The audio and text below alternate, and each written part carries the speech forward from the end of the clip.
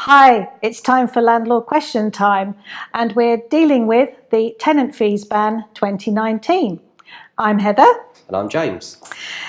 James, the next question. This happens quite a lot in Brighton and Hove because we get quite a few sharers, don't we? Yeah. So what happens from the 1st of June 2019, bearing in mind we have the Tenant Fees Act coming in, when there is a change of tenant during a tenancy?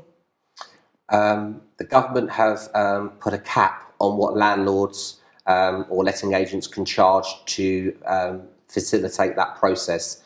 They've capped it at £50, including VAT, for that process. The only way that a landlord or a letting agent would be able to charge more than that is if they could evidence that it costs them more to do it. Specifically, if, for example, the inventory company was charging more than the £50, including VAT, to do the updated inventory or the checkout, then you'd have the receipt from that third party to show that that's why I'm charging you more. What you can't do is charge, the landlord can't charge for his time for doing this, and nor can the letting agent. The government have been very clear that they don't want tenants to be paying anything about £50, including VAT, to process that.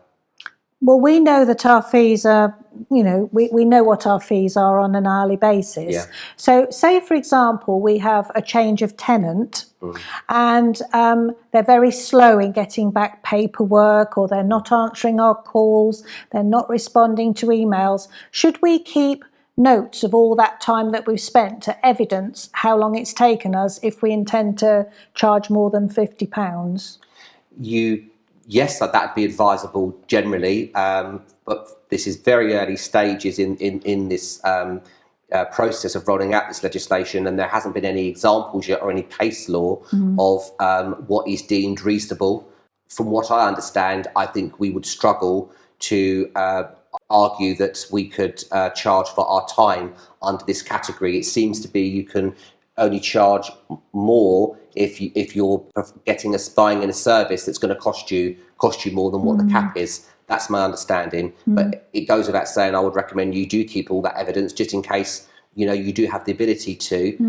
But the whole premise of this legislation is to prevent tenants being charged fees that they're not aware of at the beginning and that don't have the ability to be escalated.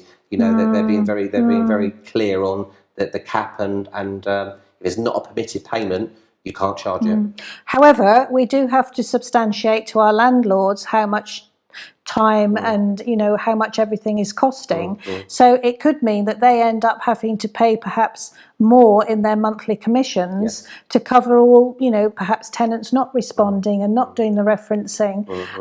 So we really need to keep an eye on things, and the processes that we have, it's literally day 1, day 2, day 3, day 4, lots and lots of checks to make sure that we keep all those pieces of work to a minimum. It's true. I mean, the landlords are under no obligation to accept a change of sharer. No. So if the landlords feel that this is the costs are going to be pushed across to them, they could say, well, no, you entered into this contract as 2 people or 3 people, then the whole contract needs to come to an end. That is a stance the landlord could take. Landlords do seem to be putting up their rents because the costs are being pushed across to them. That's the initial feedback we're getting. Good point. Yeah. Thanks, James. Thank you.